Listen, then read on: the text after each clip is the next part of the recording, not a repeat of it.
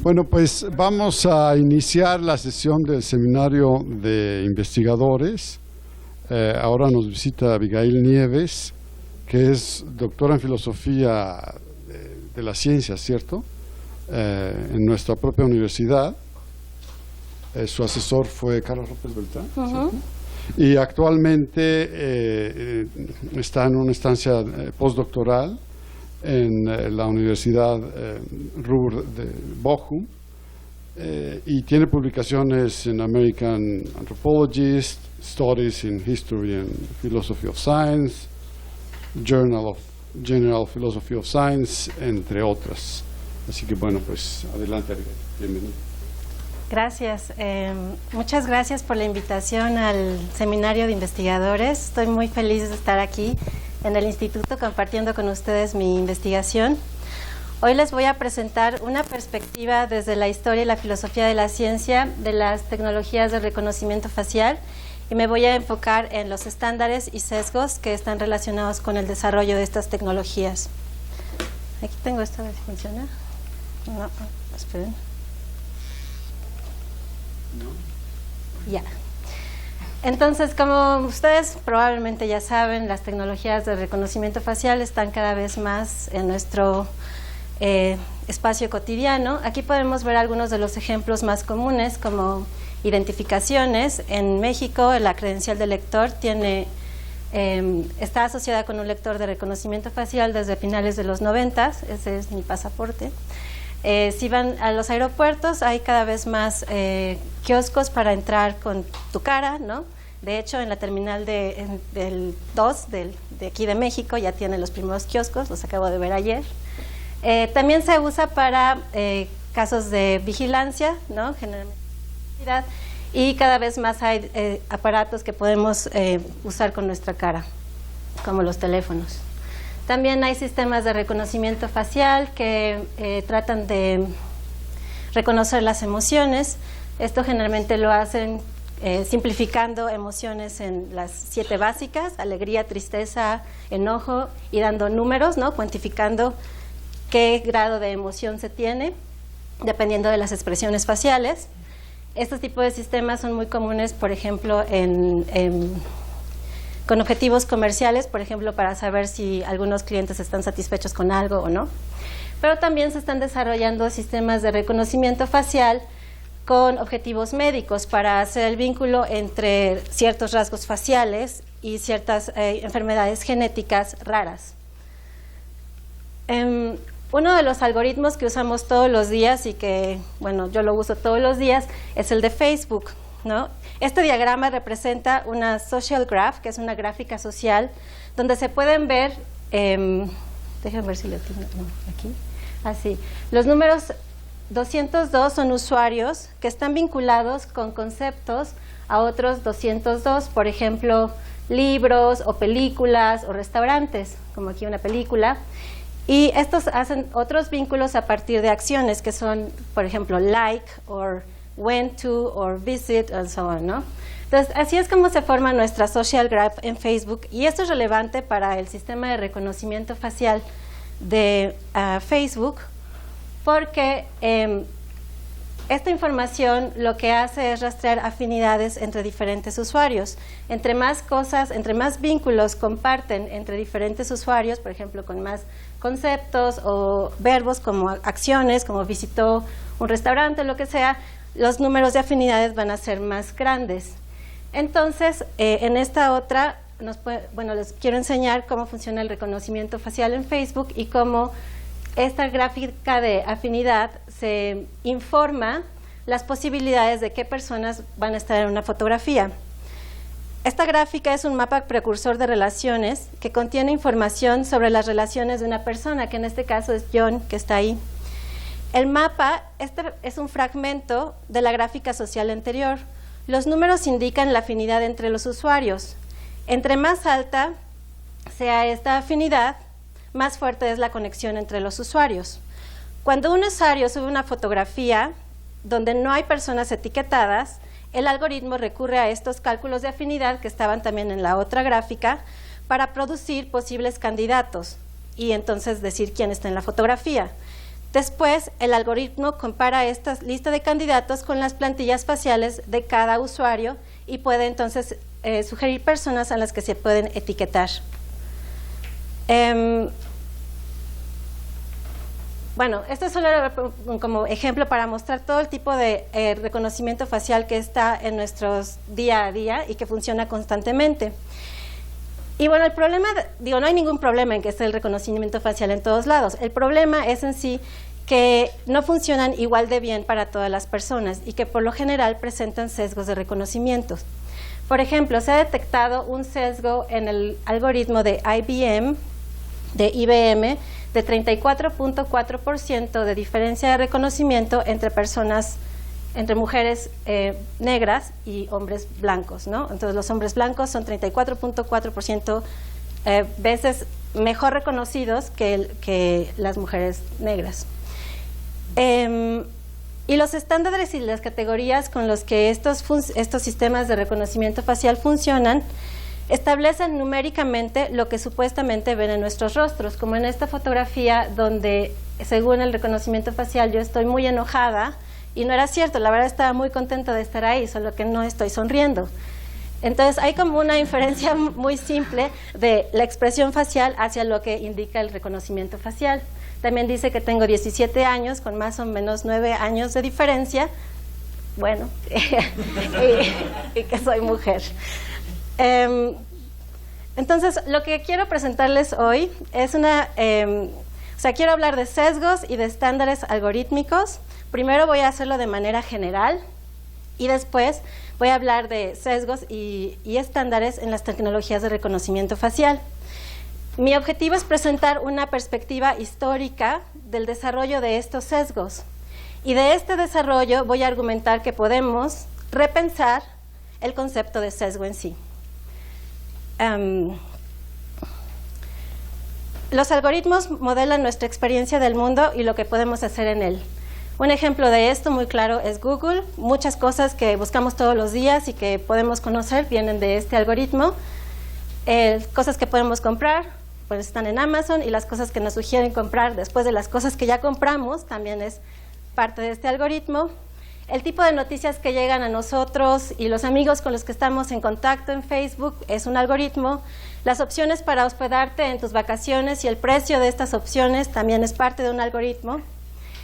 Y la idea, en general, es que la introducción de algoritmos a las distintas áreas de la sociedad supone una toma de decisiones neutrales, o más neutrales a veces que las que una persona podría tener. Sin embargo, esta expectativa de neutralidad raramente se cumple. Y voy a leer la cita. While one of the rationales for introducing automated decision-making was to replace subjective human decisions by objective algorithmic methods, a large body of research has shown that machine learning is not free from the kinds of discriminatory behavior humans display.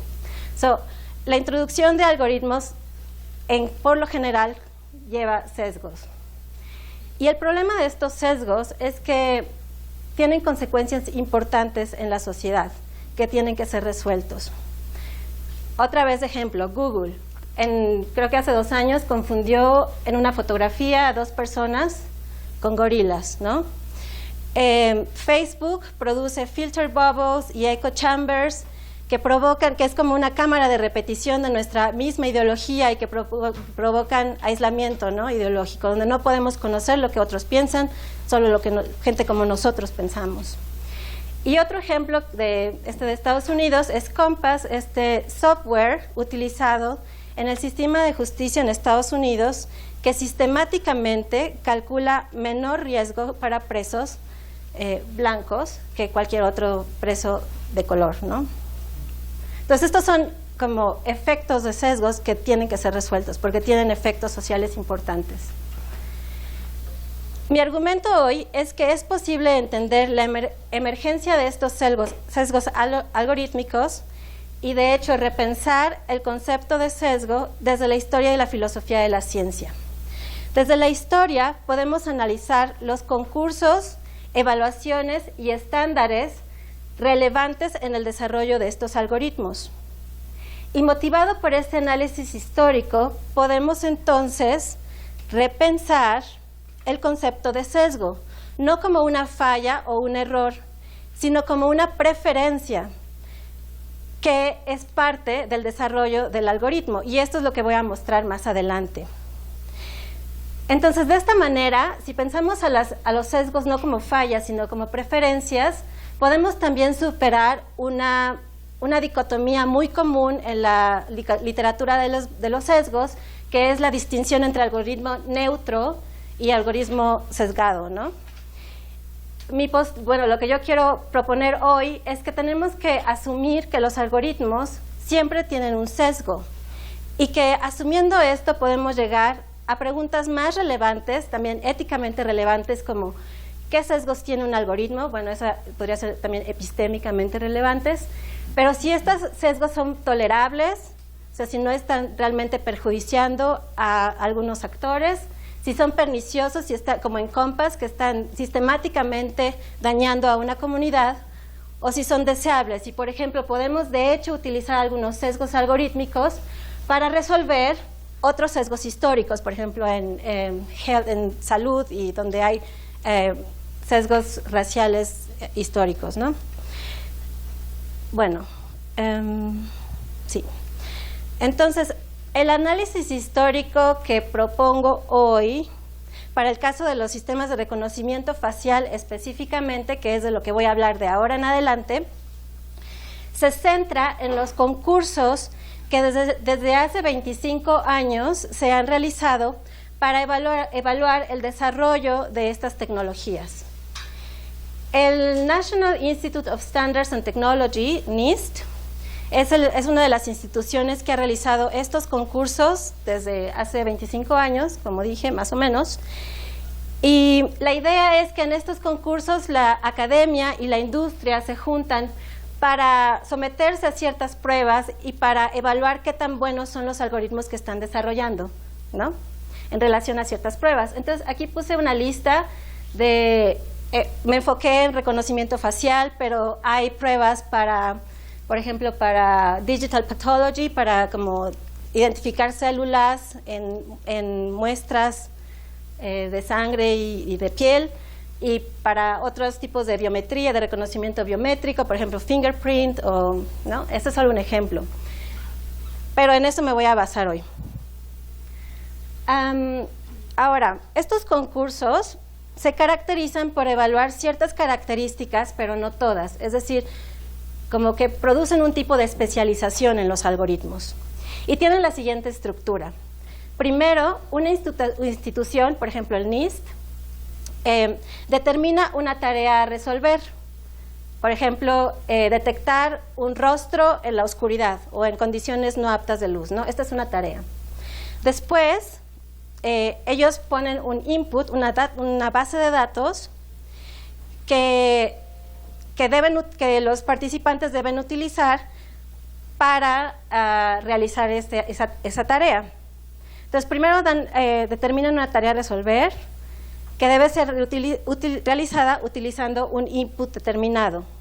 Los participantes usan este input, esta database, por ejemplo en facial recognition, para entrenar a sus algoritmos, y en la última fase la institución evalúa que también lo hacen los diferentes algoritmos, ¿no? Y lo que pasa, como consecuencia de este sistema de evaluación, los algoritmos se vuelven muy buenos para hacer cierta tarea, pero quizá no tan buenos para hacer otras tareas. Entonces hay un tipo de especialización. Y esto puede llevar a que las características no evaluadas pueden resultar en sesgos históricos, lo que se define como unintentional perpetuation of parameters fostered by a lack of examination. Todas estas otras características que no han sido examinadas pueden desarrollarse en sesgos históricos que quedan ahí, ¿no? Y así es como yo propongo que este análisis histórico nos puede ayudar a repensar a los sesgos como preferencias y resultado de estos procesos de evaluación. Entonces, ahora voy a hablar del primer concurso que se realizó en 1993 a 1996 se llama Facial Recognition Technology, y es muy importante, yo creo, porque con este concurso se inició una manera de hacer ciencia también, ¿no? Es como un método y sigue vigente hasta ahora, como pueden ver, hay concursos ongoing, donde el método de competencia y de evaluación se instituyó en el campo de el reconocimiento facial, pero también la biometría y otros algoritmos de pattern recognition, y que funciona hasta ahora. En cada concurso se utilizan bases de datos estandarizadas y otros parámetros para las evaluaciones, y esa es la parte donde yo argumento que los estándares y los sesgos van de la mano en estas competencias. Bueno, FRET significa Facial Recognition Technology. Fue el primer concurso para evaluar el desarrollo de los algoritmos. Fue financiado por el Departamento de Defensa de Estados Unidos y el programa Counter Drug Technology. La idea, obviamente, era desarrollar tecnología de reconocimiento facial que pudiera ser utilizada en tareas de seguridad, como vigilancia, ¿no? Ayudar en inteligencia, pero había un segundo objetivo científico, que era establecer, como construir un estándar para evaluar el desarrollo de los algoritmos. En aquel entonces, y si lees los papers científicos, ¿no?, que se publicaban, hay muchos casos en donde aseguran tener una precisión de 90% de reconocimiento o 85% de reconocimiento, pero no había manera en realidad de saber si esto era cierto o no, porque no había un estándar para probar nuevamente estos algoritmos. Entonces la idea era finalmente construir un estándar para que todos los algoritmos que se desarrollaran pudieran ser evaluados con la misma vara, ¿no?, por decir algo. Entonces este también es algo muy relevante de FRET, es que de hecho yo creo que tuvo mucho éxito, porque incluso en los siguientes 20 años de desarrollo de tecnologías de reconocimiento facial, e incluso cuando la tecnología es totalmente distinta a la que había en los años 90, en muchas publicaciones esta base de datos va a seguir siendo utilizada como un primer estándar de calidad en precisión de reconocimiento. Entonces, este concurso tuvo 3 etapas: una fase de desarrollo, una fase de construcción de la base de datos y una de evaluación de los algoritmos, como las que les mostré antes, ¿no? Y la primera fase, bueno, hicieron como un call for papers, ¿no? Muchos equipos mandaron sus algoritmos.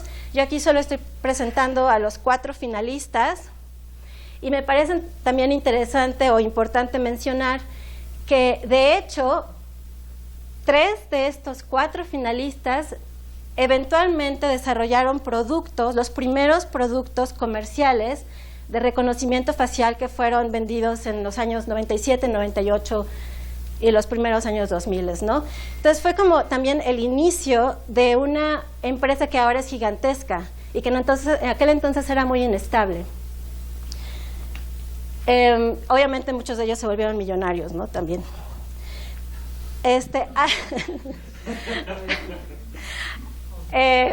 Otra cosa interesante es que, porque en mi metodología quizá no fui tan clara en eso, pero he tenido la oportunidad de hacer entrevistas con algunos de los ingenieros que estaban a cargo de estos equipos en aquel entonces, ¿no? Y ellos siempre mencionan algo que me parece muy interesante, es que en aquel entonces estos departamentos de ingeniería trabajaban muy de cerca a los departamentos de neurociencias, de ciencias cognitivas, de biología, porque lo que les interesaba saber realmente era cómo trabajaba el cerebro, cómo trabajaba la percepción humana, y sus modelos trataban de reflejar esta manera de percibir. Y cuando hablaba con estas personas era como, no, ahora a ya nadie le importa eso, ya nada más quieren hacer algoritmos más rápidos y cosas así, ¿no? Entonces, al final hubo un cambio también muy importante en la manera en que este campo disciplinar cambió después de que también creció mucho más el mercado y empezaron a tener más éxito las redes neuronales. Pero esa es otra historia. Ahora voy a regresar al caso de Fred. Sí, el segundo paso fue construir una base de datos estandarizada, y este era un paso muy importante, porque como dije antes, pues no había una manera de evaluar que también realmente funcionaban los algoritmos, y esto también era porque las bases de datos de aquel entonces eran súper chiquitas, tenían máximo 100 fotografías, algunas tenían 10, ¿no? Cada investigador, cada equipo construía su base de datos y tenían recursos limitados, por supuesto. Entonces la idea era construir la base de datos más grande de aquel entonces, y lograron hacer una con 14.126 imágenes de 1.199 individuos, que era muchísimo para la época. Se realizó independientemente a los otros equipos, fue hecha por este señor, Harry Wexler, en George Mason University, y bueno, lo hizo como a la antigüita, digamos, tenían su laboratorio y le pedía a las personas si querían contribuir en la base de datos. Las personas entraban al laboratorio, se sacaban las fotografías, firmaban un consentimiento informado y eran parte de la base de datos. Muchos de ellos regresaron meses después porque también un reto que querían resolver en aquel entonces era como que una cara fuera reconocida también en el paso del tiempo, ¿no? O sea, después de 2 años, porque al parecer nuestra cara cambia muy seguido y los sistemas de reconocimiento facial tienen ese problema. Entonces, bueno, esa fue la construcción de la base de datos, que se hizo en septiembre del 93, se utilizó por primera vez en agosto, y como dije, la base de datos realmente se convirtió en un estándar de evaluación que hasta la fecha sigue siendo relevante. Aquí hay unos ejemplos de cómo se veía esta base de datos. Como ustedes, bueno, los problemas a resolver en el concurso FERET en específico fueron la posición del rostro, porque los algoritmos eran más o menos buenos cuando los rostros estaban de frente, pero ya cuando giraban ya no reconocían ninguna cara. Entonces querían resolver ese problema. Querían también probar diferentes tipos de iluminación. Pues la iluminación siempre ha sido un reto para el reconocimiento facial. Y querían también lo que les había dicho del tiempo, ¿no? Que se reconociera un rostro en el tiempo. Entonces, estas son unas imágenes de cómo se ve la base de datos FERET.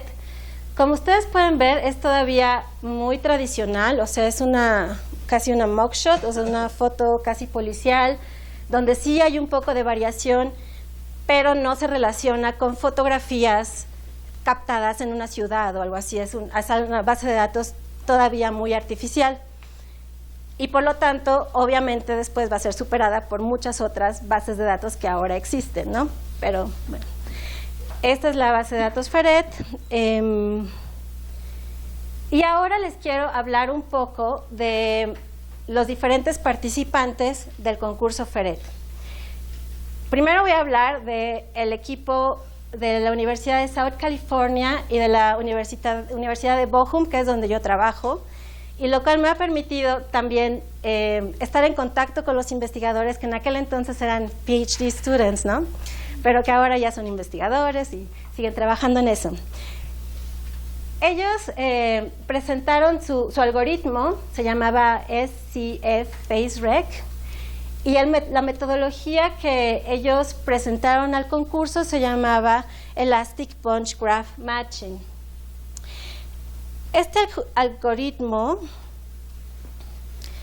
en palabras simples, lo que hacía es, bueno, consta de una gráfica o malla, que es esta que está como en la cara de aquí, que debe tocar y ajustarse a ciertos puntos específicos del rostro para que el algoritmo lo pueda reconocer.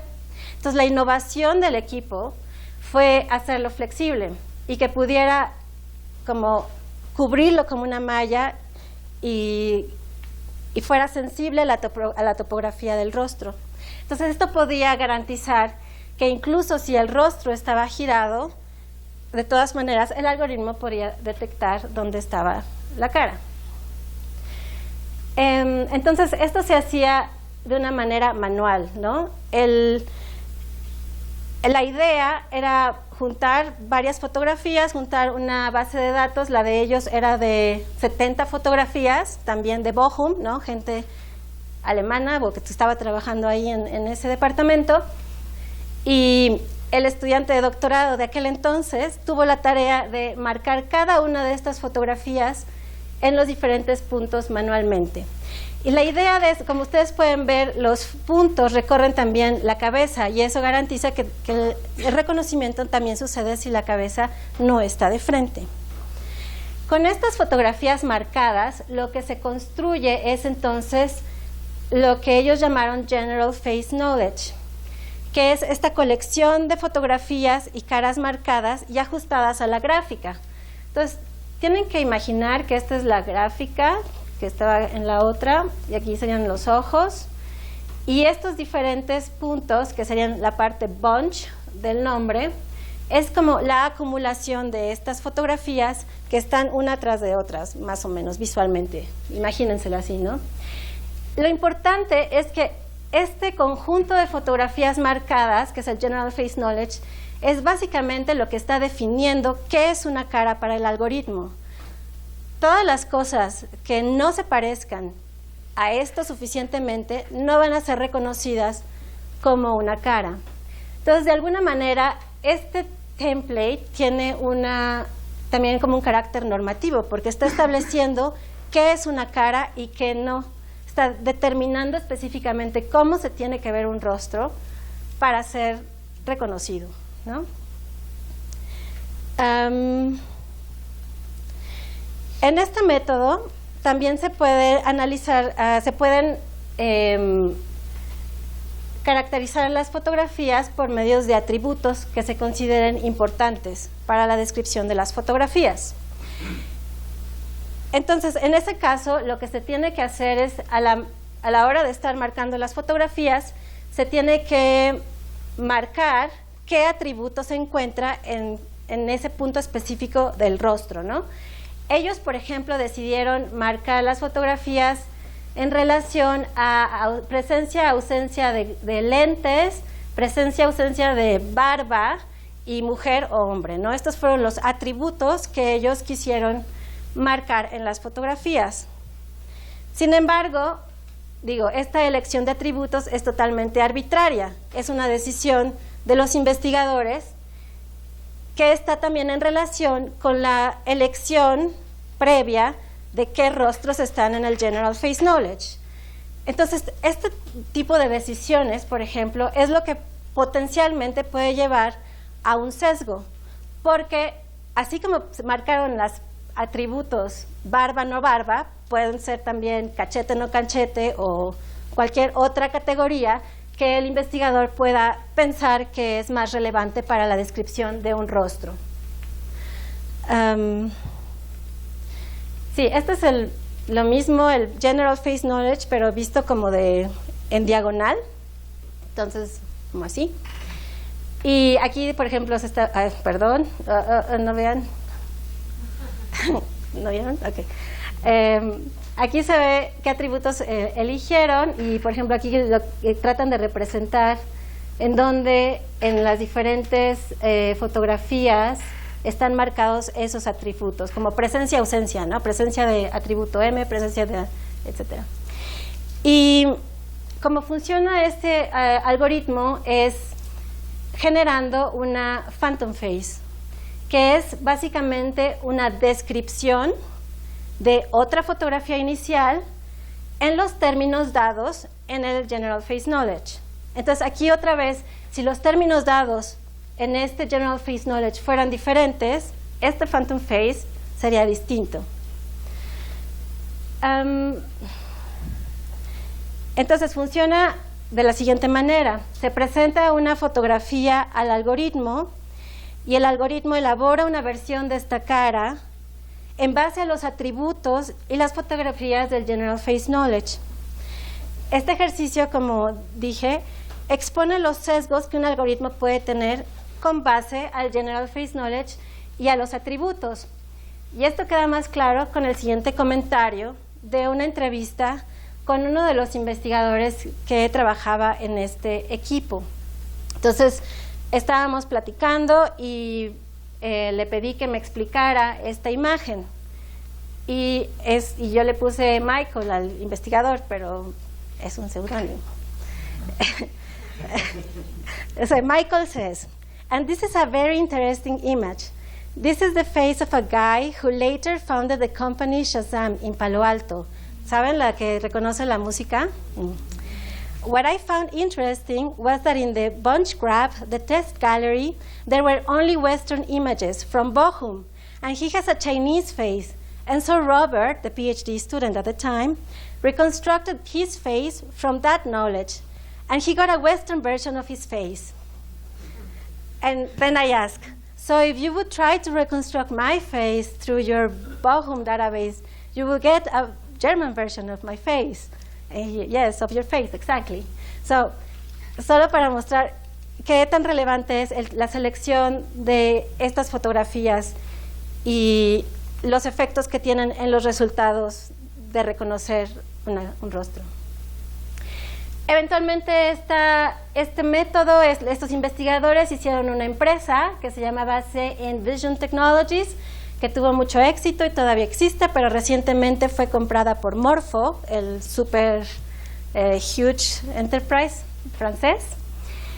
Y como dije anteriormente, los investigadores son responsables de la información que está en las fotografías, de los atributos usados, y esto puede resultar en sesgos de reconocimiento, ¿no? Ya que lo reconocible depende de los atributos e información facial marcada en la fotografía.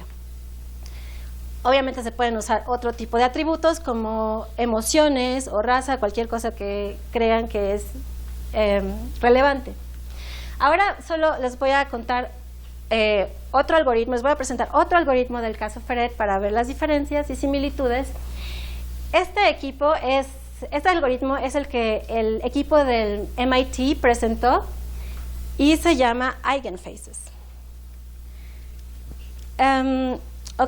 Eigenfaces se utiliza para extraer familia de patrones en un grupo de objetos. Y esto se hace especialmente en objetos que se cree pueden ser descritos con pocos parámetros. Eso se llama low dimensionality, en baja dimensionalidad, yo creo. La idea es que hay este procedimiento que se llama Karunen-Loewe en el campo de signal processing. Karunen-Loewe es básicamente análisis de componentes principales, principal component analysis, pero de este campo, ¿no? Y la idea es que tú tienes un montón de información, un conjunto de información empírica con muchos parámetros que pueden ser relevantes, y lo que el Principal Component Analysis hace es extraer el mínimo número de características que mejor pueden describir este conjunto de información que tienes, ¿no? Entonces, eso es también lo que está haciendo el Karunen-Loewe el procedimiento, pero en imágenes. Entonces, lo que se hace con este procedimiento es extraer algo que se llama eigenfaces, eigenpictures, estas que están aquí, que son como el mínimo número de características que describen mejor el grupo inicial de fotografías que se utilizaron para hacer este algoritmo. En este caso, los investigadores utilizaron una base de datos de 200 imágenes de estudiantes de Brown, caucásicos, sin barba y sin lentes, ¿no?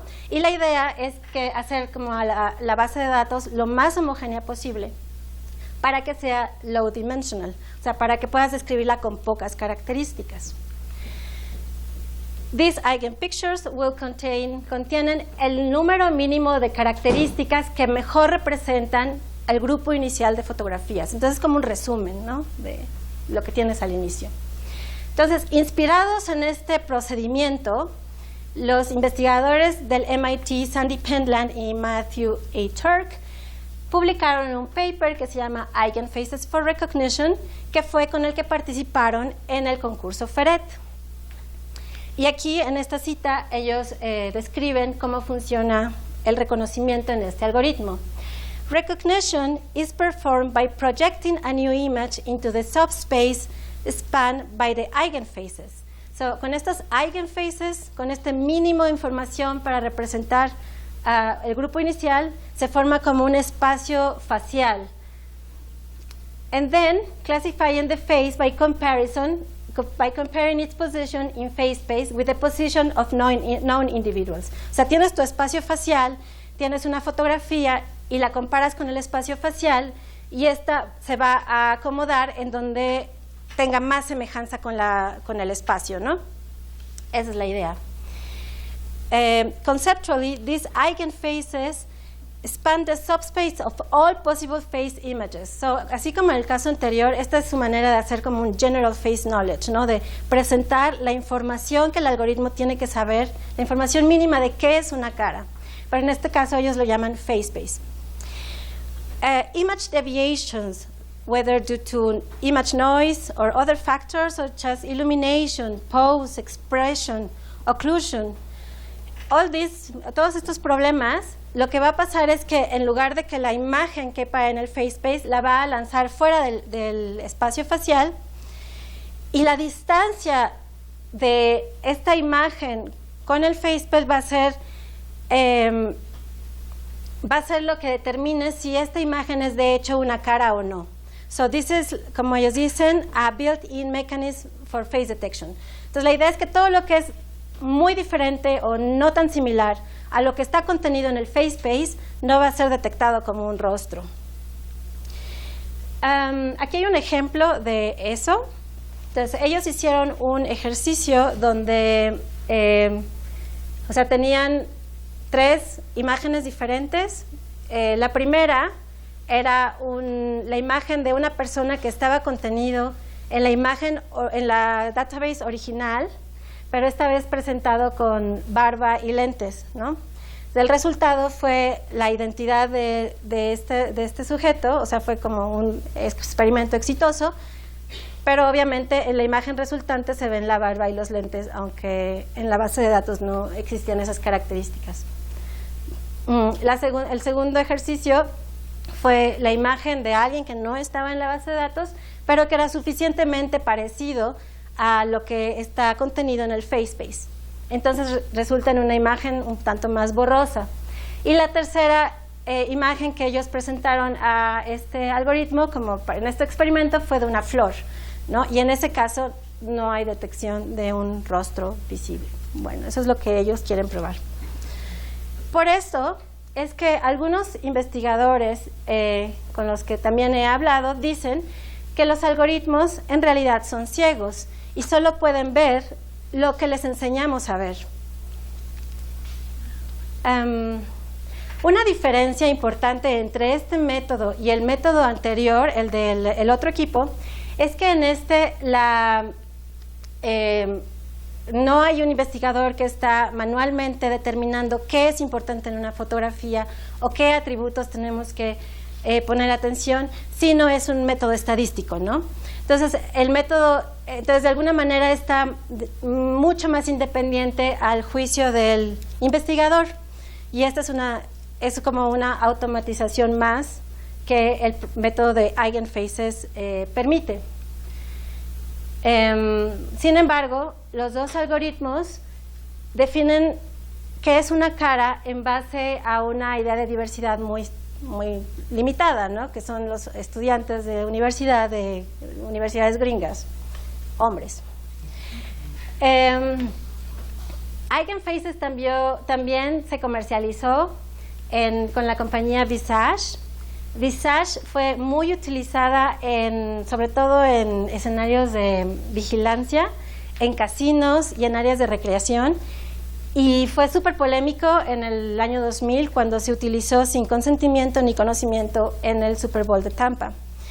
En ese momento surgió una controversia muy grande, sobre todo en relación a privacidad, ¿no? Como qué pasa con la privacidad de las personas si existen estos sistemas.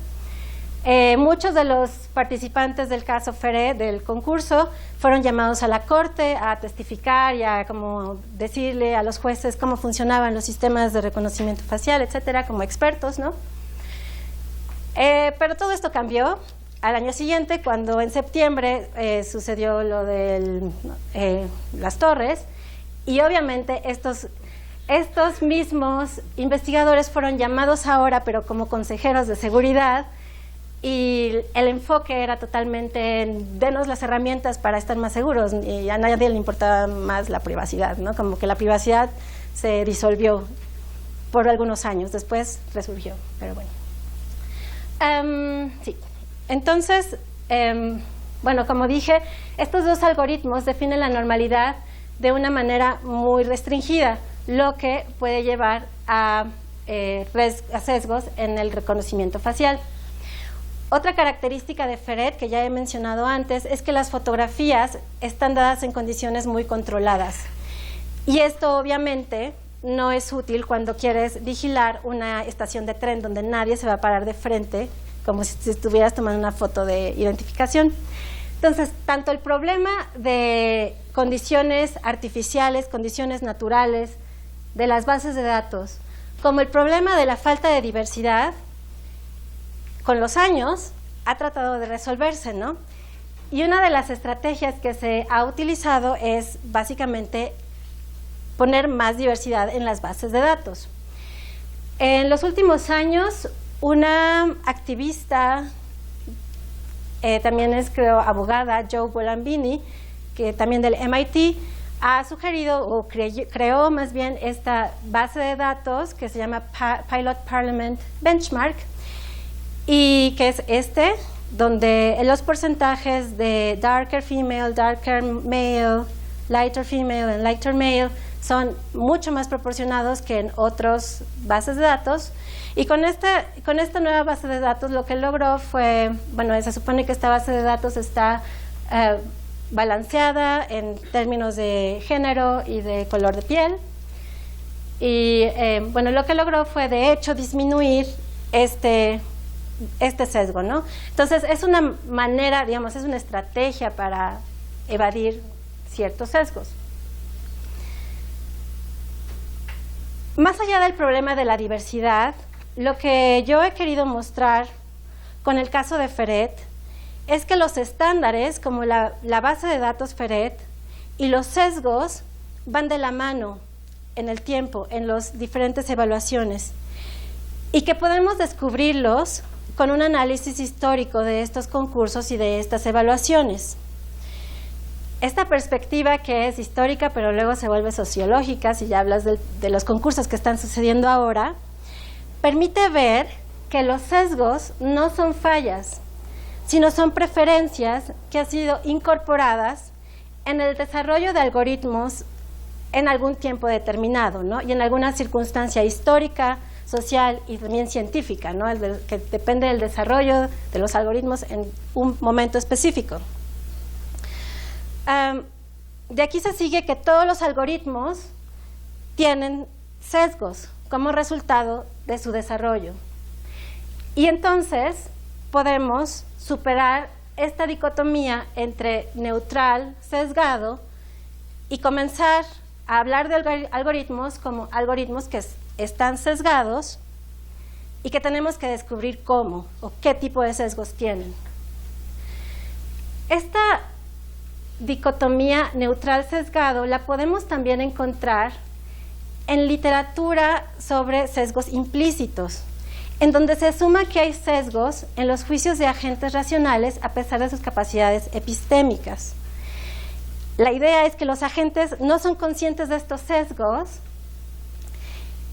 que reducen de hecho su capacidad de tomar decisiones, y tenemos otra vez esta contraposición entre verdad, racionalidad, distorsión y sesgo.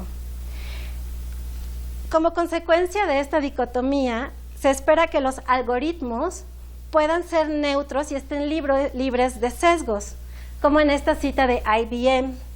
Within 5 years, the number of biased AI systems and algorithms will increase, but we will deal with them accordingly, coming up with new solutions to control bias in AI and champion AI systems free of it.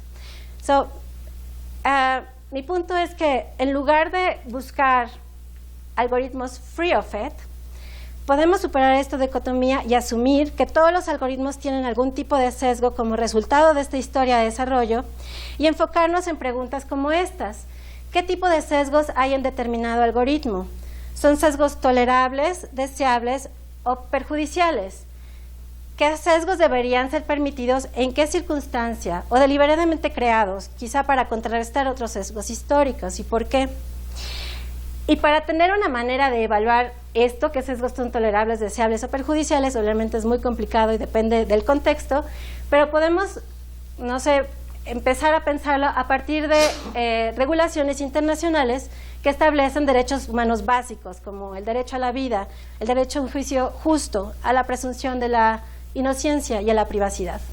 Entonces, con base en esto podemos empezar a preguntarnos con qué sesgos podemos convivir, con qué sesgos queremos convivir o con qué sesgos podemos mejorar nuestra convivencia con los algoritmos. Para concluir, en esta presentación he argumentado a favor de una perspectiva integrada de filosofía e historia de la ciencia para desarrollar la discusión en torno a los sesgos algorítmicos. He argumentado que los estándares y sesgos algorítmicos son resultado de procesos de evaluación mediante concursos científicos y que analizar estos concursos nos permite repensar la noción de sesgo como preferencia de una comunidad en un momento particular, histórico, social y científico. Entonces podemos asumir que todos los algoritmos tienen sesgos que resultan de estos concursos. Esta perspectiva nos permite evitar la dicotomía algoritmo neutro sesgado y enfocarnos en estas preguntas que creo que son más relevantes. Sobre todo, esto está en inglés, I don't know why. Okay. Sobre todo, porque hay una pregunta muy importante que creo que tenemos que hacernos, y es no solo describir cómo los algoritmos están modelando nuestra sociedad, sino cómo deberían hacerlo. ¿Qué queremos, qué tipo de sociedad queremos construir con ellos? Ya, es todo. Gracias.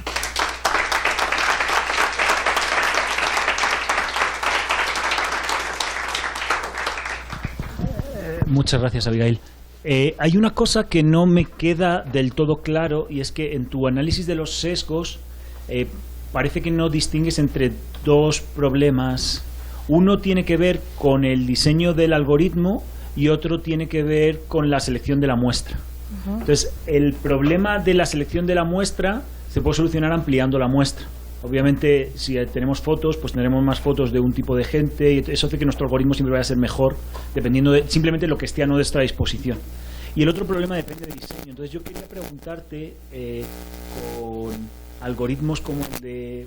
En los algoritmos que señalas, que son muy antiguos, tú le das una serie de reglas, pero hay algoritmos, por ejemplo, el de AlphaZero, que fue el que se desarrolló para jugar ajedrez, donde tú no le dabas, solamente les das las reglas de juego, pero no le dices que es mejor ni peor, y entonces ellos solamente encuentran la estrategia. Este tipo de mecanismos se han encontrado que son increíblemente más eficaces que todo lo que se hacía anteriormente en inteligencia artificial. En este caso, utilizando un modelo como el que sería parecido al del primer grupo, lo que te llevaría es simplemente decir, mira, pon puntos donde te dé la gana y prueba la estrategia que tú quieras. No tienes ni que reconocer gafas ni que hacer ninguna cosa. Simplemente, dada una muestra, yo te voy a sacar cuál es la mejor solución, mejor que cualquier otra, es lo que cabría de esperar. Si tienes algún problema, aumenta la muestra. Y así, entonces parece que ahí acabamos con ese problema. Y lo que no me queda claro es muy bien ¿qué aprendemos de estos casos para aprender cómo funcionan los casos de sesgo cognitivo que tenemos? Porque en los casos de sesgo cognitivo no tenemos claro a qué son, no somos sensibles a razones. Es decir, por más que tú me expliques de cómo funcionan las cosas, toda la evidencia que tenemos sobre sesgos implícitos muestra que no somos capaces de aprender eso. Es decir, si yo pienso que los extranjeros son peores haciendo bla, bla, bla, bla, por mucho que tú me comentas que no voy a hacerlo mejor, solamente la exposición con casos positivos parece funcionar. Entonces no me queda muy claro la conexión ahí. Gracias. ¿Contesto? Sí. Sí, en respecto a los sesgos cognitivos, más bien era como del otro lado que yo quería como hacer la conexión, ¿no? O sea, como mostrar cómo estos sesgos cognitivos que son implícitos y que no podemos resolver de alguna manera, están basados, o sea, los conceptualizamos en este tipo de dicotomía donde hay un lado de verdad y racionalidad y un lado de distorsión y de sesgo, y que como tenemos esta dicotomía que como en base a la cual pensamos nuestra manera de cognitiva, de cómo los procesos funcionan, esperamos que nuestras herramientas y nuestros algoritmos cumplan o se acomoden en esta misma dicotomía, ¿no? Entre algo que es neutral, porque tenemos esta expectativa de que es posible de alguna manera tener esta neutralidad, aunque sabemos que nuestros propios sesgos cognitivos no es posible, y el otro lado que es el lado sesgado, ¿no? Entonces era como una manera de discutir como cómo nuestras expectativas respecto a lo que queremos de nuestras herramientas están relacionadas con cómo entendemos nuestros procesos cognitivos, incluso cuando sabemos que nuestros sesgos cognitivos implícitos son muy difíciles de resolver. ¿Pero no te parece que eso es lo que corregimos con este tipo de algoritmos, donde no hay, o sea, yo no participo a la hora de hacer eso, entonces yo me puedo librar de mis propios sesgos cognitivos que yo sé que tengo, como todos, porque yo no doy normas? Pero, o sea, sí das normas. En el diseño del algoritmo siempre se dan normas. Hay un momento en que, no sé exactamente cómo se produjo este algoritmo al cual te estás refiriendo ahora, pero siempre hay un proceso en donde, por ejemplo, en los casos que yo elegí, un equipo decidió utilizar puntitos y usar como eso Graphical General Face Knowledge, el otro utilizó Eigenfaces, un otro equipo utilizó Local Analysis, diferentes estrategias. Eso ya es una decisión, y eso ya es una decisión que proviene de un grupo de personas que están diciendo cómo diseñar un algoritmo. Y en ese grupo de personas quizá, o sea, también por eso siempre se dice, se aboga ahora por la diversidad en los equipos de diseñadores, porque cuando todas las personas piensan igual, quizá no hay la discusión suficiente para identificar en qué forma, de hecho, este proceso desde de scratch, puntitos o eigenfaces puede influir la manera en que funciona tu algoritmo. Estoy hablando desde mis casos históricos de los 90s. Si pudiéramos ver ese caso, digo, es que no lo conozco como para saber cómo fue construido, ¿no? Pero creo que el punto es que ese es el punto de los sesgos cognitivos, que no sabes que están. Y ese es el punto de abogar por esta diversidad en los equipos, para que en el diálogo puedas reconocer estos sesgos que se tienen desde el momento del diseño. Máximo. Bueno, primero que nada, me gustó muchísimo tu plática. Ya te había oído versiones anteriores, pero Sí. por eso me encanta ver cómo ha ido avanzando, especialmente esta última versión, que es una crítica a concepciones internistas ya históricas de la noción de sesgo. Creo que en la respuesta a Sebastián esto quedó muy claro. Pero entonces, si efectivamente reconocemos que los mecanismos de evaluación, especialmente los institucionalizados como estos, juegan un papel tan importante dándole forma a nuestras tecnologías, pues parece que esto mueve la pregunta a un nivel más alto, porque el hecho de que estas instituciones hayan pensado que esto será la manera que se debían de evaluar estas tecnologías debió haber venido de algún lado. Entonces, mi pregunta más particular es, en este caso, ¿de dónde sacaron que eso era lo que valía la pena evaluar para construir una evaluación estándar de este tipo de tecnologías, y en general eso que nos dice sobre este tipo de procesos históricos? Gracias. Te refieres al caso de Fred, ¿no? ¿Cómo determinaron, tenemos que evaluar esto y esto y esto? O sea, la respuesta histórica es porque los algoritmos eran muy malos haciendo esas tareas, ¿no? Identificar caras en la oscuridad o en iluminaciones distintas, todos los algoritmos fallaban, bueno, los reportes, no había estándar, pero era lo que se reportaba. También la rotación de la cabeza y el cambio en el tiempo. Esa es la respuesta histórica. Yo creo que sí, hay muchos niveles, y eso es también parte de lo complejo de estudiar algoritmos o de pretender saber de dónde vienen los sesgos, porque obviamente estas personas, estaban en relación con algunas personas en algún equipo que les dijeron, esto es la tarea más difícil de resolver, ¿no? Pero hay, como tú dijiste, muchos niveles de discusión, y por lo general las personas con las que yo he hablado, ellos les choca, o sea, sí reconocen la labor importante institucionalizada de estandarización de estos cursos, pero les choca que sea tan especializado, porque obviamente no siempre hay un consenso sobre qué características son las que tienen que ser evaluadas. Entonces, sí es una decisión desde arriba, ¿no? Pero eso genera, o sea, eso lo que ocasiona es lo que yo estaba tratando de explicar, que haya ciertas características que quedan sin evaluarse, y que quedan sin evaluarse es porque simplemente piensan que no tienen que ser evaluadas. Y ese es justamente los tipos de sesgos históricos que yo creo pueden salir un poco a relucir si se hace este tipo de trabajo. Gracias. Alessandro. Gracias. Me gustó tu trabajo, aunque no estoy tan seguro acerca de las conclusiones más filosóficas que sacaste, ¿no? O sea, toma por ejemplo una teoría científica, ¿no? Sabemos que una teoría científica, al menos las teorías que hemos desarrollado hasta ahora, han sido, han resultado ser falsas, y muy probablemente las próximas teorías que tendremos también serán falsas en algún sentido. Sin embargo, eso no significa que en principio toda teoría científica sea falsa. Es posible que algún día alguien produzca una teoría del todo que es verdadera universalmente, ¿sí? Entonces, me parece que lo mismo puede pasar con este tipo de algoritmos. Yo entiendo que, dado el desarrollo histórico de esta tecnología, los algoritmos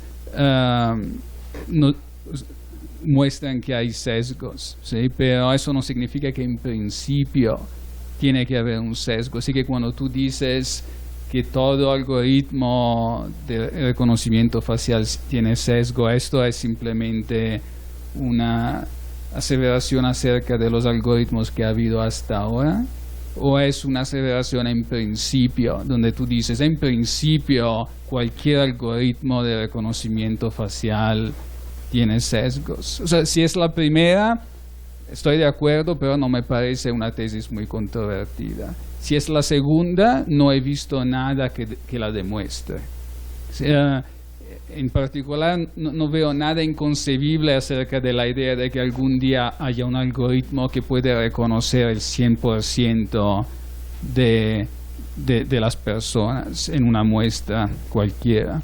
Y si así es, supongo que no hay sesgos. Sí, gracias Alejandro.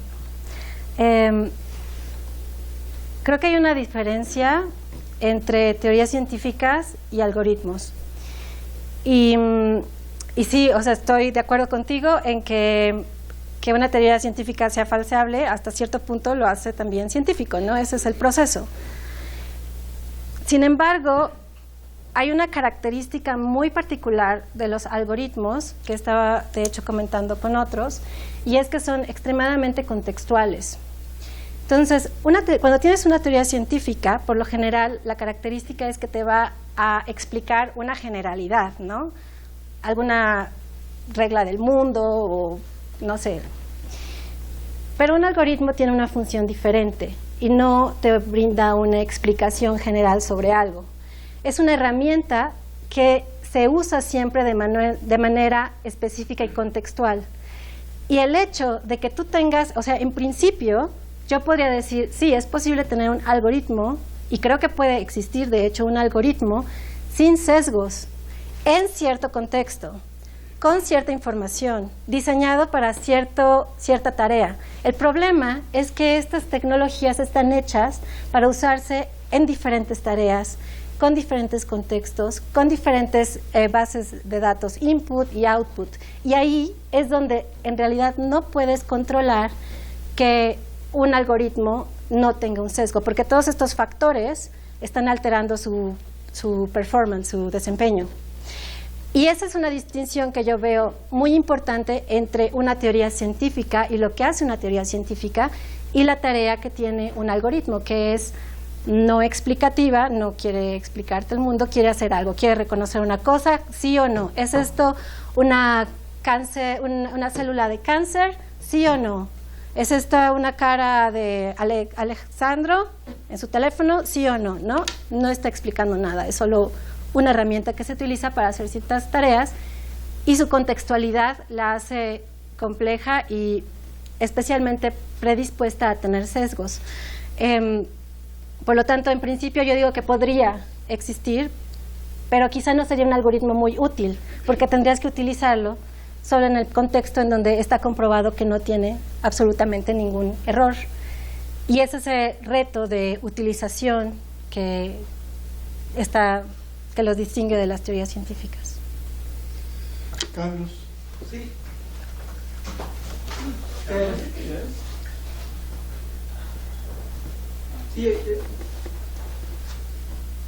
De algún modo, como nos describes tu ejercicio de investigación y de análisis,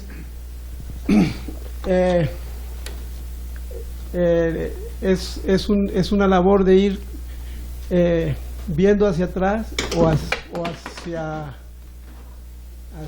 lo que ha pasado hasta hoy, para ir detectando, digamos, la fuente de estos sesgos o digamos la inevitabilidad, dado lo que nos acabas de decir. Pero mi pregunta es,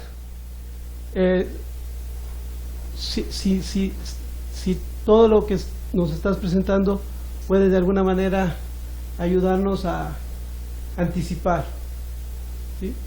Es decir, si tenemos que esperar a que estos algoritmos hagan desastres para corregirlos, o si podemos de alguna manera, con el tipo de trabajo que tú haces, incorporar alertas o sistemas de alarma, formas de detectar cuando la cosa está empezando a hacer daño, y cuando no. Y si tú crees que eso, por ejemplo, la gente que está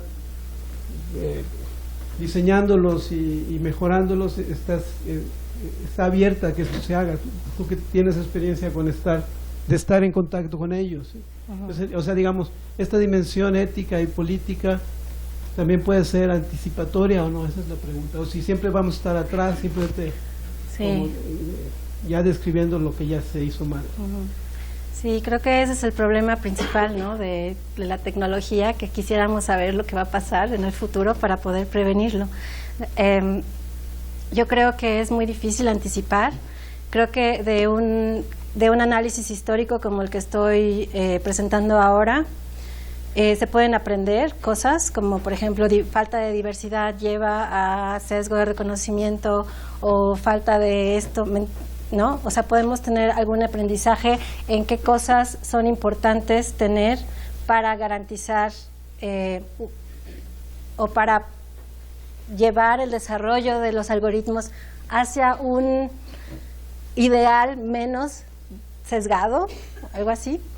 Pero también, como creo que ese es el último punto pero digo, es muy difícil, ¿no? Es muy difícil anticipar, es muy difícil prevenir. Podemos tener ciertas alertas, podemos aprender algo, pero yo creo que, y ese es el último punto que quise hacer en mi presentación, creo que es muy importante realmente pensar y estar así en el lado ético de las cosas, de qué quieres hacer con estos algoritmos y qué tipo de función deben tener, qué rol tienen que tener en la sociedad. Y entonces pasar del rol más pasivo de descripción de los algoritmos moldean nuestra vida de esta manera y discriminan a ciertas personas, a tratar de realmente controlar o encarrilar, digamos, el proceso tecnológico. Últimamente en este grupo de la IEEE, de la Asociación de Ingenieros, donde, bueno, es una asociación de ingenieros donde se realizan estándares and so on, tienen un grupo, tienen 11 grupos de trabajo que se dedican a hacer ethical AI, ¿no? Artificial Intelligence Ethical. Y en uno de esos grupos en el que participo regularmente en reuniones, que es sobre cómo hacer un estándar para evitar los sesgos en los algoritmos, pues hay un montón de gente ingenieros, ¿no?, que está comprometida y que ven que es realmente importante que se construyan estos grupos interdisciplinarios para que las cuestiones que obviamente el que está haciendo el algoritmo no tiene tiempo de resolver puedan ser por lo menos reflexionadas por otra persona que está a la par discutiendo un algoritmo, ¿no? Entonces, creo que sí es importante que este tipo de grupos se hagan y que sí, digamos que nuestros deseos éticos de alguna manera lleven el desarrollo tecnológico, no como un tipo de restricción, no puedes hacer eso, sino más como un tipo de, bueno, restricción tal vez en algunos casos, pero como de encarrilar, ¿sabes? Pero es algo muy complejo también, porque hay, digo, siempre los grupos multidisciplinarios es muy difícil trabajar, hay como muchos puntos de vista, entonces siempre se requiere mucho diálogo. Gracias. Mi pregunta es justamente sobre los aspectos éticos que mencionaste al final. Entonces, bueno, nada más para entender con más detalle la propuesta. Entonces, bueno, dijiste, por ejemplo, un estándar para, digamos, decidir qué sesgo es permisible y no es permisible sería la presunción de inocencia. Entonces, una duda muy ingenua sería, bueno, supongamos que tienes un sistema de que presentaste en un momento para donde hace una predicción, el COMPAS, ¿no? Entonces, supongamos que es un sistema muy fiable, quizá con algún método lo haces más fiable de lo que es, y en cierta población resulta que de hecho la gente de cierto perfil racial es más propensa a cometer un crimen, ¿no? Y es una cosa, digamos, no hay un sesgo en el sentido de que tienes una base muy amplia, y desafortunadamente así es, en esta población cada tipo de gente es más propensa. Entonces, para cierto crimen, no sé exactamente cómo funcionan estas bases de datos, pero supongo que en utilizar así, entonces en cierto crimen hay dos posibles sospechosos y la base de datos te dice, quizás es prospectivo, te dice, bueno, hay dos personas que pueden cometer un crimen o quizá lo cometieron, y el sistema, que no está, digamos, quizá está sesgado, pero tiene una base de datos muy amplia, dice que la persona A de este grupo, pertenece a este grupo racial, seguramente es responsable o es más propensa a cometer un crimen. Tú puedes pensar, supongamos que esa persona no tiene esa propensión de hecho, entonces, y se le castiga o se le pone algún tipo de prevención para que no cometa el crimen que supuestamente según la máquina va a cometer, uno podría pensar se violó la presunción de inocencia. Entonces, digamos, ese tipo de sistemas estaría completamente, no sería permitido, por ejemplo, independientemente de esa es una consecuencia, o qué tienes en mente por sesgos que sí son permisibles, en qué tipo de sistemas sí serían permisibles los sesgos. Uh-huh. Sí, bueno, yo creo que en el caso de COMPAS no debería ser permisible utilizarlo, dado la evidencia que de sistemáticamente estar como evaluando en tal grado, o sea, mostrando que hay un sesgo claro entre el número de peligrosidad que se le asigna a diferentes personas, ¿no? Un sesgo permisible, no sé, por ejemplo, en el caso de detección de cáncer de piel, ¿no? Hay ya por lo menos 5 aplicaciones que con tu celular puedes como ver si tienes un lunar que es cáncer o no. Sin embargo, un sesgo histórico en la medicina es que de hecho se ha pensado que la piel más oscura es menos propensa a contraer cáncer que la piel más clara. Y este sesgo, o sea, es antes de los algoritmos, ¿no? O sea, y hay como otro tipo de creencias sobre la piel más oscura, que es más gruesa, que todavía están en los libros y así. Y entonces, por ejemplo, ese es un sesgo histórico, no algorítmico, sino de una disciplina, que creo que si tú construyes una aplicación con la cual quieres determinar si alguien tiene cáncer, puedes deliberadamente tomar en cuenta que la investigación que en medicina, por ejemplo, se ha hecho respecto a la piel más oscura es menos confiable o hay menos información que a la piel blanca, y entonces en tu algoritmo balancear o hacer un sesgo que favorezca o que de alguna manera contrarreste esa falta de información en medicina. Y eso sería como un ejemplo que yo vería donde un sesgo algorítmico podría ayudarte a contrarrestar otro tipo de bias que está en medicina y que quizá te ayude a que cierta población no se muera de melanoma, ¿no? Porque el problema es que de hecho esta diferencia hace que mucha gente de piel oscura desarrolle cáncer en mayor proporción que las personas de piel blanca, simplemente porque es una creencia que lo quieres menos, ¿no? Y la gente no va al doctor y así. Entonces creo que esa sería una manera en que ahorita se me ocurre que sería una manera de hacer un sesgo positivo. Claudia Lore. Hola, ¿qué tal?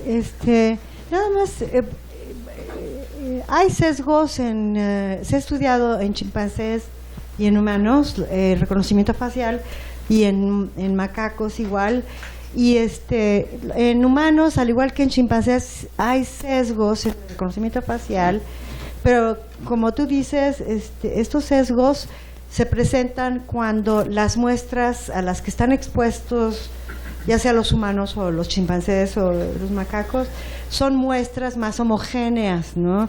Entonces, los niños que están expuestos por ejemplo, a ver caras de gente blanca, negra, etcétera, de cualquier look, por así decirlo, van a ser mucho más buenos para el reconocimiento de caras, ¿no? Que los niños que no lo son, o sea, que tienen siempre solo contacto con algún tipo de por ejemplo, raza, entre comillas, ¿no? Entonces, esto dice, bueno, si esto no es deseable, entonces lo que hay que hacer es exponer a los niños a una base de datos mayor, por así decirlo, ¿no? Entonces,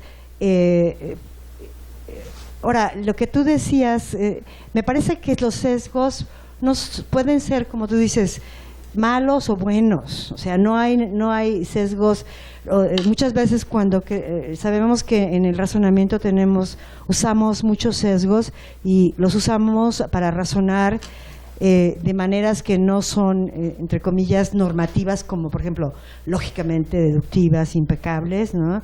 Y lo hacemos para poder hacer el razonamiento más rápido en ciertos contextos, ¿no?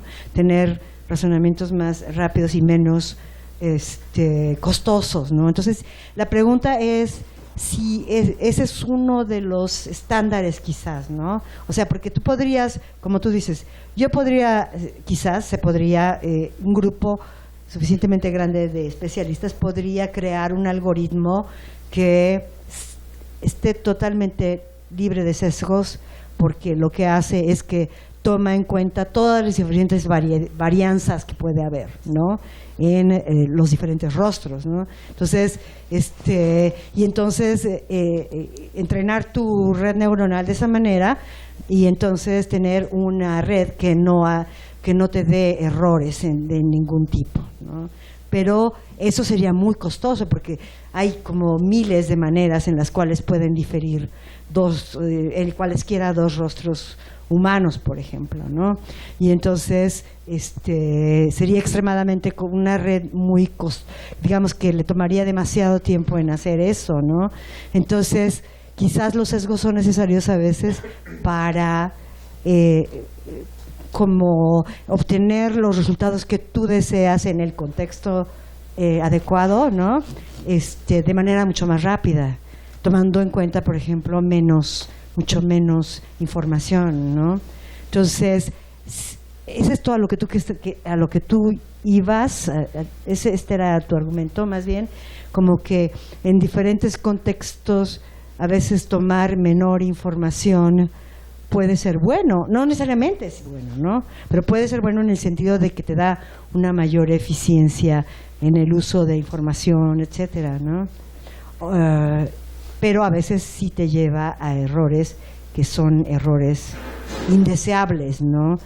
Y como cuando estás tratando de hacer, por ejemplo, qué sé yo, decidir si esto es o no es una persona, ¿no? Cuando estás tratando de aplicar la ley o no sé, ¿no? Ese tipo de cosas donde pues ahí sí tienes que tener un algoritmo mucho más complejo, digámoslo así, ¿no? Entonces, esa era la pregunta nada más, ¿no? Uh-huh. Gracias. No, me parece muy interesante que menciones lo de chimpancés y reconocimiento en niños, porque de hecho creo que entre los algoritmos que presenté hoy y la manera en que se entiende el reconocimiento facial en psicología experimental, hay un vínculo muy claro, que es la idea de este espacio facial que se construye con los años del desarrollo, ¿no? Entonces la idea es que si tú a un niño, digo, no conozco mucho la literatura en chimpancés o en otros primates, pero en humanos, la idea es que si un niño no se expone a variedad, va a tener este own race effect o este bias, este sesgo en relación a las caras que se ha visto, y nada más va a aprender a reconocer ese tipo de caras. Entonces, nada más quería decir que ese vínculo me parece muy interesante y que sí hay como una misma conceptualización de cómo funcionan los algoritmos de reconocimiento facial y la influencia de la diversidad en las bases de datos. Lo que dijiste de sesgos como una manera más rápida, como un tipo de shortcut, ¿no? Como de llegar más rápido a una solución. No lo había pensado así como shortcut, creo que puede ser interesante, sin embargo me parece que también puede ser algo peligroso y como tú decías bien, o sea, ese es quizá los puntos, los casos en donde tienes que estar más alerta de tus shortcuts, ¿no? Porque en poco tiempo se pueden volver prejuicios o estereotipos o cosas que son no deseadas. Sí, por eso hay que tener cuidado. Elías.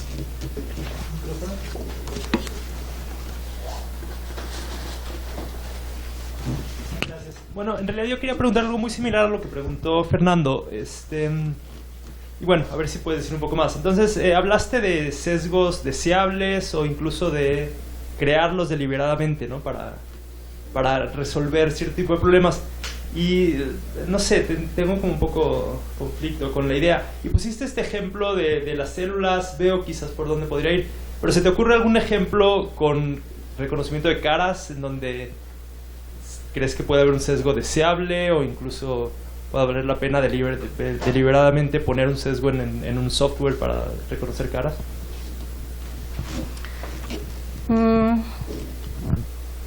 Bueno, es que ahí entran mis convicciones sobre el reconocimiento facial, porque a mí me gustaría que no me reconocieran, ¿no? La cara. Entonces, quizá para mí deseable sería poner un sesgo donde ciertas caras no fueran reconocidas, como la mía, ¿no?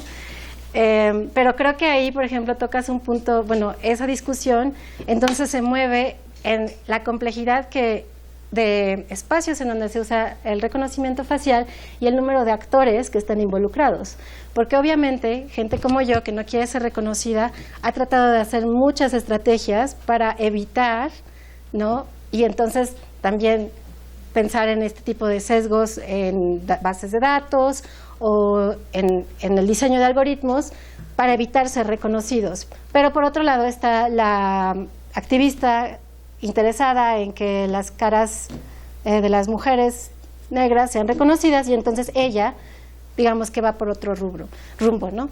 Entonces, eso también es lo que creo que contesté en algún punto, la contextualidad de los algoritmos y cómo nunca están distanciados de un objetivo, ¿no? Entonces, en el caso del reconocimiento facial, pues depende de qué es lo que quieres hacer. O sea, podría haber un sesgo, ¿cómo dije? Benéfico o algo así, deseable. Ajá, deseable para cierto objetivo. No puede ser un sesgo deseable como en abstracto, ¿no? Entonces tienes que ver siempre deseable para quién y sí. Sí. Nada más brevemente, nada más para entender. Sí, ya te toca hablar más.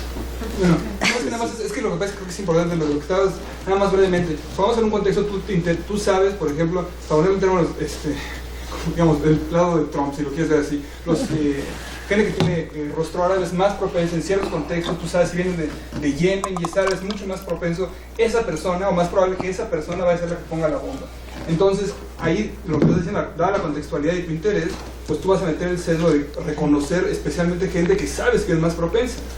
Y eso responde al objetivo, pero intuitivamente viola las normas morales. Entonces, por eso es difícil ver, en el caso del reconocimiento facial, cómo el sesgo podría al mismo tiempo ser permisible y respetar estas otras, en el sentido de, bueno, permisible moralmente, pero a la vez ir a favor del objetivo que busca el diseñador. Pero ahí tendrías también que cuestionar de dónde viene tu certeza de que la gente de Yemen, árabes, son los que más probablemente ponen las bombas. No, bueno, O sea, esa es investigación empírica, o sea, digo, no es que sean peores personas, puedes contar una historia de por qué es así, pero de hecho, digamos, estoy diciendo la teoría de Trump, digamos, pero se me haría increíble que fuera exactamente el mismo, ¿no te parece increíble que fuera exactamente la misma probabilidad que un hombre blanco pusiera la bomba que digo, dado digamos, toda la historia del terrorismo islámico, etcétera, es exactamente, se me haría increíble. No, pero es al revés, ¿eh? Más hombres blancos ponen bombas en Estados Unidos. como en el maratón de Boston.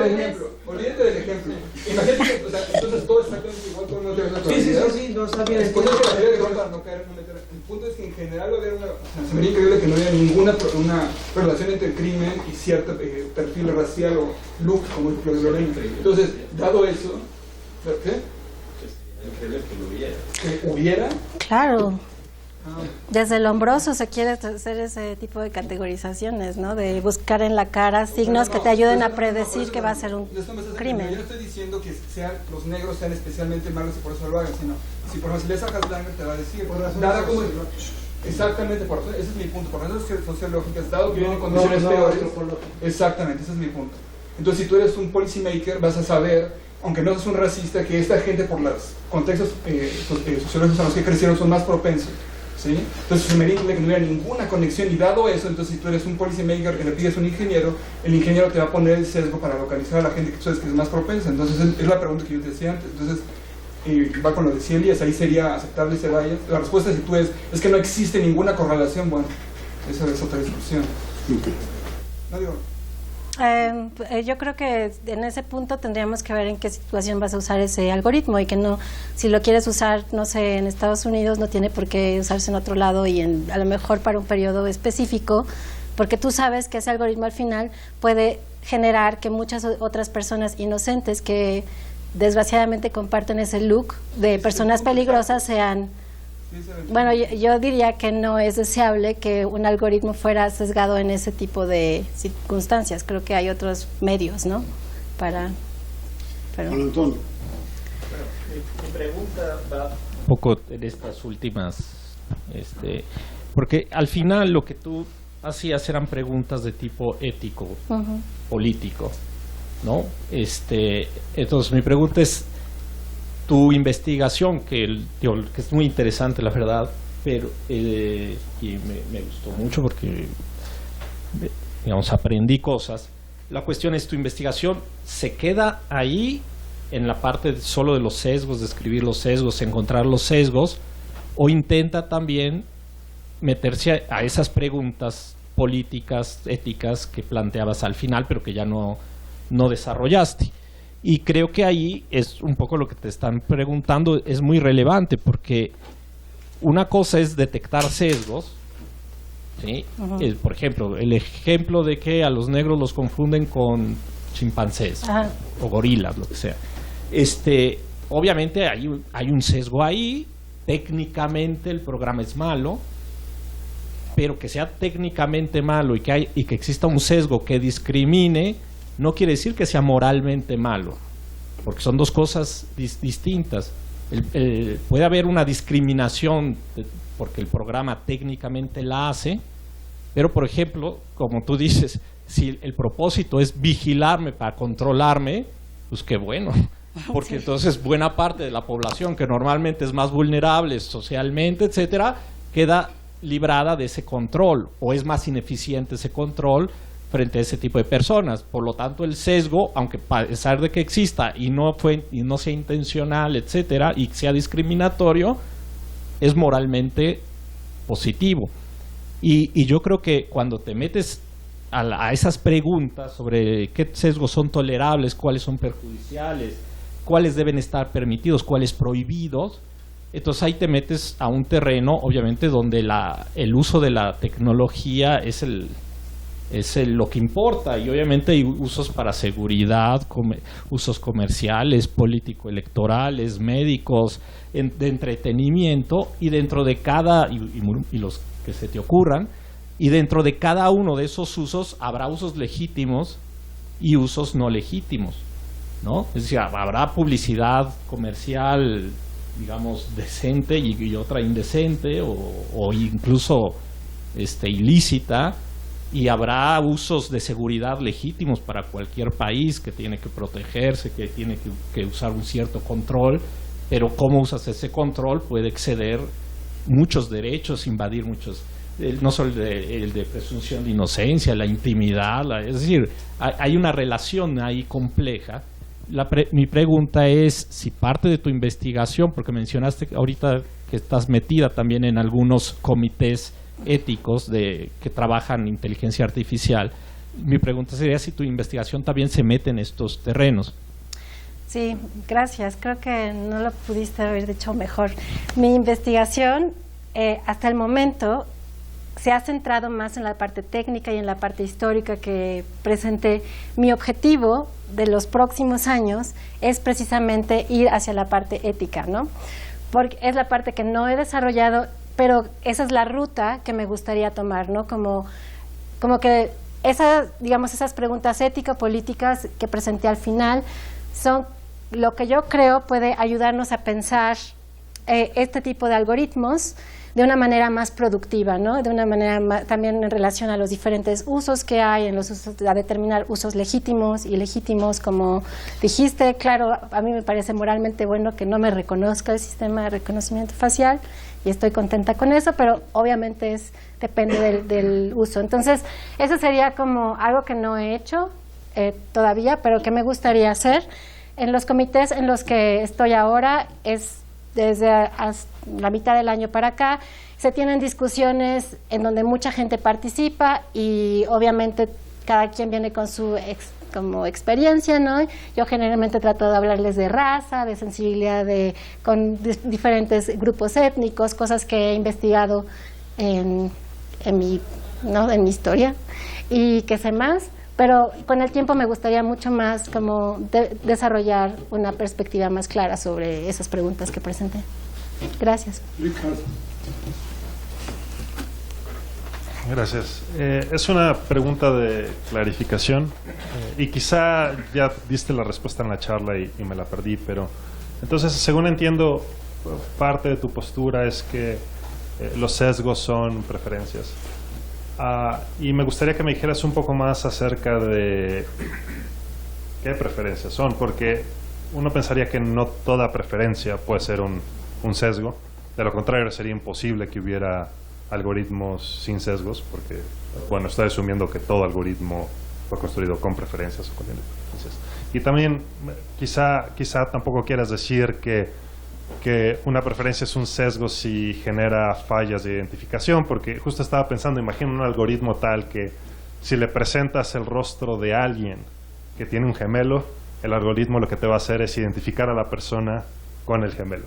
Esa es una falla de identificación, pero no me parece obvio que cuente como un algoritmo. O imagina un algoritmo tal que a cualquier persona que tiene un lunar en la mejilla derecha lo va a identificar de manera aleatoria con alguna persona y es completamente random. Es una preferencia que genera fallas de identificación, pero no me parece obvio que sea un sesgo. Entonces, la pregunta es, ¿podrías decirme más acerca de qué preferencias son sesgos y cuáles no? Gracias. Sí, con la palabra preferencia lo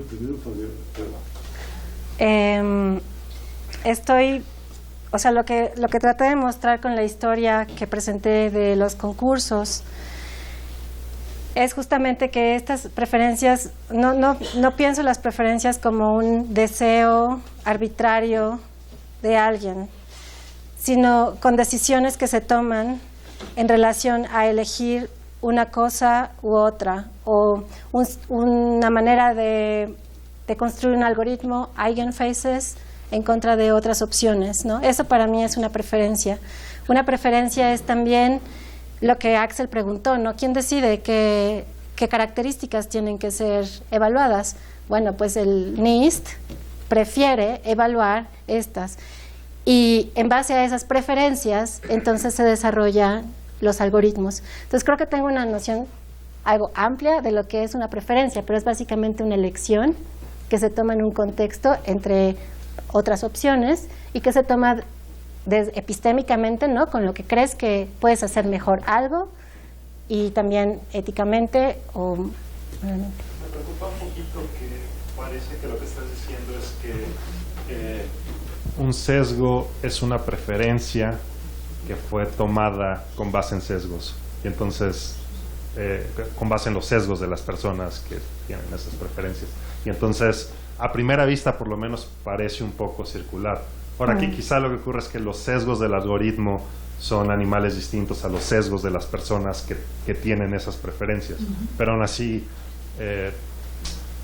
siento que necesito escuchar más.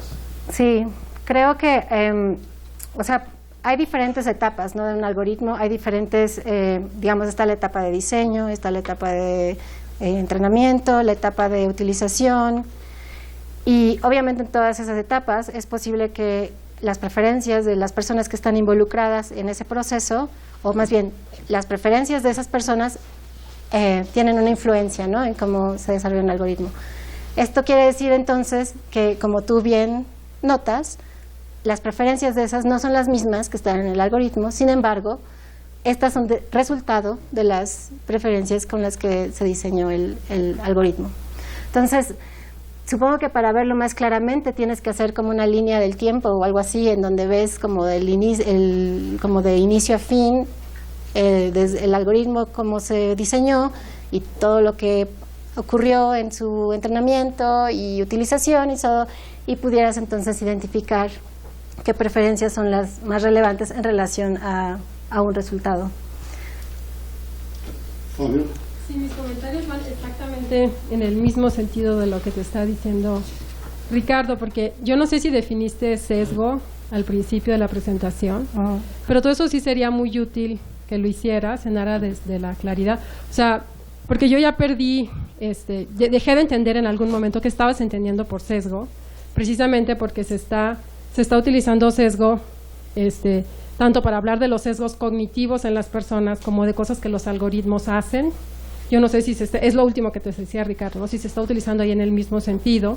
Luego, cuando tú dijiste que en vez de hablar de sesgos, era mejor hablar de preferencias, lo que yo entendí, pero igual no entendí nada, lo que yo entendí es porque sesgo usualmente tiene una carga negativa.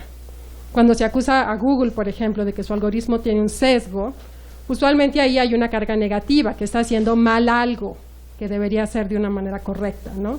Entonces yo entendí que tú decías preferencia para quitarle la carga negativa a sesgo. Pero como sesgo ya lo estás usando como algo positivo, algo negativo, entonces yo ya no entendí qué función estaba haciendo el reemplazarlo con la noción de preferencia.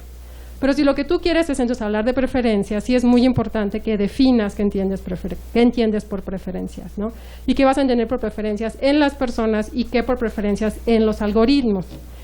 Porque cuando pusiste el ejemplo de lo de las células cancerosas en personas de piel oscura, yo ya no entendí en qué sentido se estaba hablando ahí de un sesgo. Yo ya no entendí. O sea, yo entiendo que para compensar sesgos cognitivos de los científicos, de los médicos, ¿no?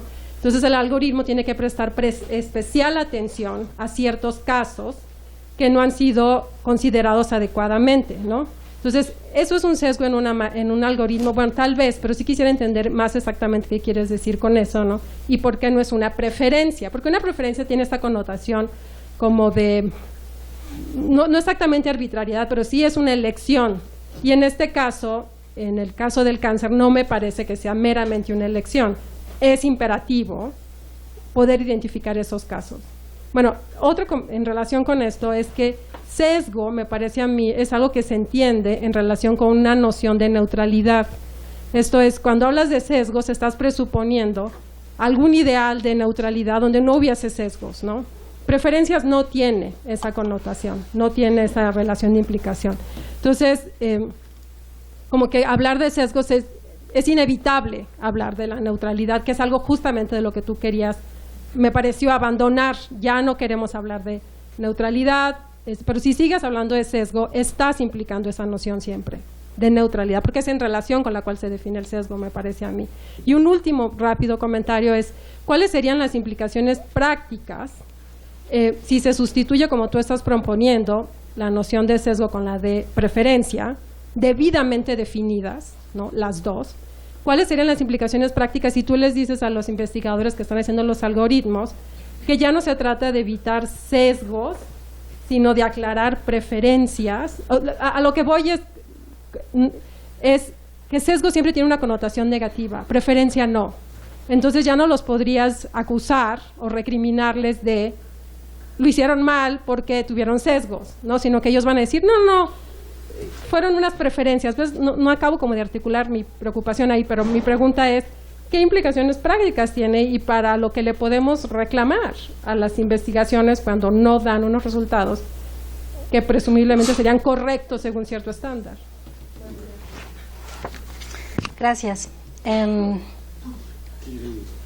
Sí, o sea, como bien lo dijiste, a la base de mi propuesta entre sesgos y preferencias, o de cambiar de la palabra sesgo a preferencia, está la dicotomía entre neutral y sesgo. Y mi punto es que esta dicotomía entre neutral y sesgo no ha producido, o sea, es como si estuvieras esperando que lo neutral pasara, y entonces, como nunca pasa, prácticamente estás limitando las posibilidades de lidiar con estos sesgos de una manera más positiva. Entonces, yo creo que sí, la palabra preferencia no tiene esta contraposición, y yo creo que eso es importante, porque también es importante, creo, decir que no estoy solo hablando de sesgos cognitivos cuando estoy, por ejemplo, diciendo el caso de la disciplina. Digamos que la disciplina en sí tiene un material, ¿no?, que en sí mismo puede tener mucho más material para describir una población que otra, y eso sería entonces un sesgo, ¿no? Y en ese caso, por ejemplo, sí es el caso que yo quería poner en ese caso, ¿no? Tendríamos que balancear el algoritmo y hacernos cargo de corregir ese cúmulo de información que existe respecto a una población, reconocer que existe esta distinción y entonces hacer el algoritmo de otra manera. En cuanto a nociones así específicas, pues no las he desarrollado, eso es cierto, y gracias por el comentario. Sin embargo, creo que sí es útil salirnos de esta dicotomía, porque entiendo tu preocupación en relación a, ya no le puedo decir a que está sesgado, pero mi punto con aludir al análisis histórico es también hacer visible cómo estas diferentes preferencias, como lo llamo, son un resultado de decisiones que se toman en el camino. Entonces, te haces responsable de lo que sabes, y tendrías que también estar consciente de si tus preferencias, de cómo estás haciendo uso de tu tradición médica, por ejemplo, está afectando el resultado de una aplicación o de cómo se diagnostica a una persona. Entonces, yo no creo que quedarnos en la distinción sesgo neutro sea muy positivo para los algoritmos, por lo que expliqué. Lo que tendría que hacer entonces es quizá definir mejor lo que quiero decir con preferencia, porque es algo que estoy usando como para referirme a estas decisiones epistémicas, éticas que tenemos como científicos y también como personas, ¿no?, que en muchas cosas son inconscientes, ¿no?, y son, como decía Claudia Elena, shortcuts, ¿no?, que es como para tomar decisiones más fáciles. Última, muy breve, por favor, Kira. Dos cosas en realidad. Una, a mí hay una cuestión que me preocupa y justamente tiene que ver con estas últimas intervenciones, y que es la noción de sesgo. Porque parecería ser una noción tan amplia que incluso entrarían cuestiones que yo te podría decir son de corte metodológico. Cuando yo me enfrento a un problema y tengo que hacer un algoritmo, quizás metodológicamente, para solucionar ese problema, yo tome una determinada ruta y no otra, y quizás ni siquiera sea una preferencia, sino sea una pregunta de investigación válida. Y no sé qué tanto eso pueda contar como un sesgo, y en qué sentido podríamos entender la noción de sesgo. Entonces esa es una de las cosas, porque de repente parecería que tú estás hablando en diferentes niveles de sesgo. A nivel de sesgos cognitivos, a nivel de sesgos que pudieran ser institucionales, sesgos que incluso pudieran ser sociales.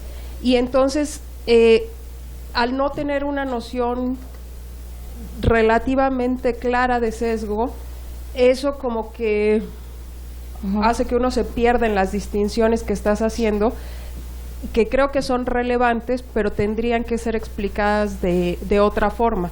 Y no sé, pensaba yo en el ejemplo de la mastografía en el diagnóstico del cáncer de mama, que hay toda una parte que muestra que en realidad el porcentaje de eficiencia en el diagnóstico no está en términos estadísticos tan bien como se quisiera, por ejemplo, ¿no? Y entonces ahí, si todo el mundo sabe que que hay un sesgo en el algoritmo, pues ahí habría que corregirlo de alguna forma, pero en el momento en el que tú estás hablando como de sesgo en diferentes niveles, se pierde esa distinción. Y la otra, hace un momento mencionabas que crear quizás grupos multidisciplinarios, rapidísimo, podría eliminar un sesgo, pero hay evidencia de psicología social que muestra que cuando hay alguien que puede tener cierta calidad moral o de autoridad, entonces podría sesgar la opinión de los otros